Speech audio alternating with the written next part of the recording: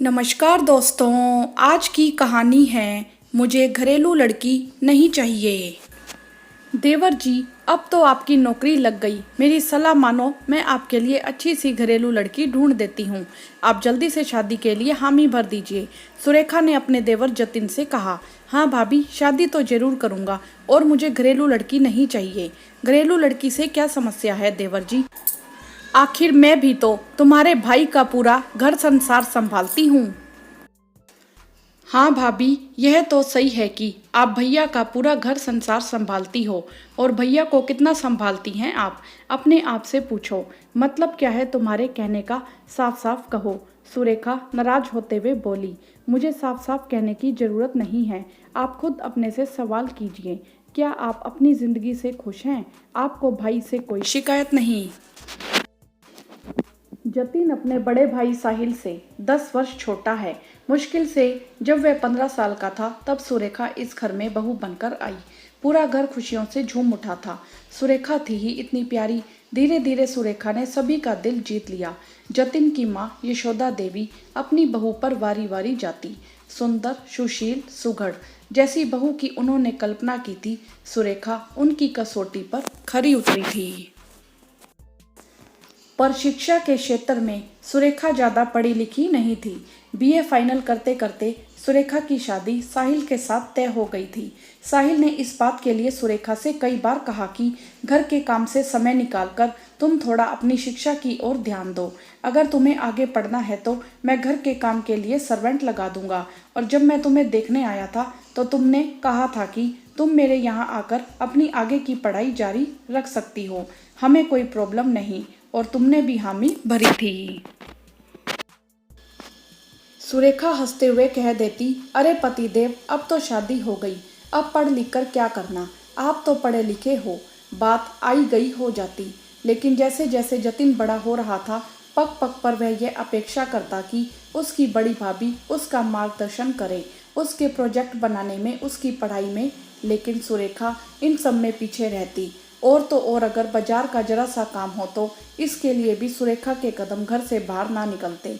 इस बात के लिए भी साहिल कितना बोलता था सुरेखा को कि तुम घर की चार दीवारी से थोड़ा अपने आप को बाहर निकालो। स्त्रियों को सब कुछ आना चाहिए। मैं चाहता हूँ कि मेरी पत्नी आत्मनिर्भर बने, उसे किसी भी बात के लिए, किसी भी काम के लिए दूसरों पर निर्भर ना रहना पड़े। लेकिन सुरेखा ने साहिल की इस बात को कभी भी गंभीरता से नहीं लिया। उसका ऐसा मानना था कि स्त्रियों की जिम्मेदारी सिर्फ और सिर्फ घर तक की सीमित रहती है। आत्मनिर्भर शब्द का मतलब समझना ही नहीं चाहती थी। धीरे धीरे इस बात को लेकर साहिल और सुरेखा में खटपट भी होनी शुरू हो गई। साहिल ऑफिस से थका मांदा आता और सुरेखा अपने दिन भर के कामकाज का दुखड़ा लेकर बैठ जाती और साहिल को यही ताना मारती कि आपके पास तो मेरे लिए वक्त नहीं है, सारा दिन मैं घर पर बोर होती रहती हूँ।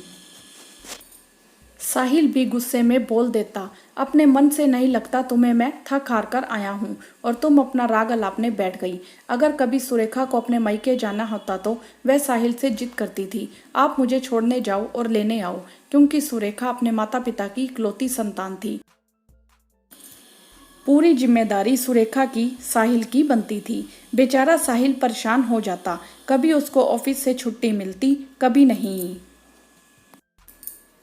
अगर वह बोलता कि मैं तुम्हारा रिजर्वेशन करवा देता हूँ, तुम खुद चली जाओ, तो सुरेखा का रोना धोना शुरू हो जाता। आपके जीवन में तो मेरी कोई अहमियत नहीं है।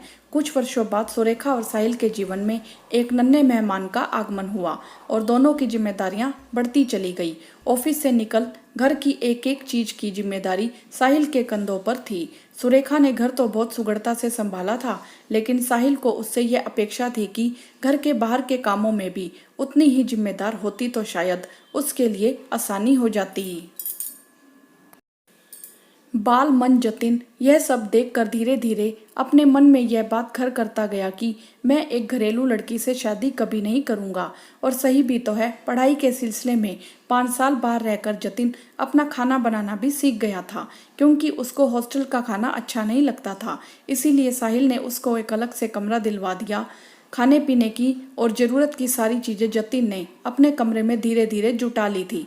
जब भी छुट्टियों में घर आता, अपनी माँ और भाभी के खाने की बारीकियां सीखकर धीरे धीरे माहिर होता चला गया। उसका कहना था कि घर का काम तो मुझे भी आता है, मैं अपनी बीवी को खाना बनाकर खिला सकता हूँ। मुझे सिर्फ घर पर खाना बनाने के लिए पत्नी की ज़रूरत नहीं। मैं नहीं चाहता हर काम के लिए वह मेरे ऊपर आश्रित हो। मुझे एक आत्मनिर्भर लड़की चाहिए। इसीलिए भाभी जी, मुझे घरेलू लड़की नहीं, आत्मनिर्भर लड़की अपने जीवन साथी के रूप में चाहिए। मुझे ऐसी लड़की चाहिए जो कदम से कदम मिलाकर जीवन के सफर में मेरे हर सुख दुख में साथ दे।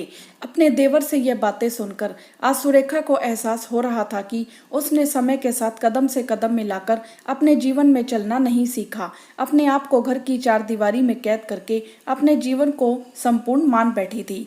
काश समय रहते अगर साहिल की बात मान ली होती तो आज के समय में वह किसी के लिए उदाहरण बन सकती थी। हाँ तो दोस्तों, आपकी इस विषय में क्या राय है, आप हमें कमेंट करके ज़रूर बताएं। वीडियो को लाइक करें, शेयर करें और चैनल को सब्सक्राइब भी करें। धन्यवाद।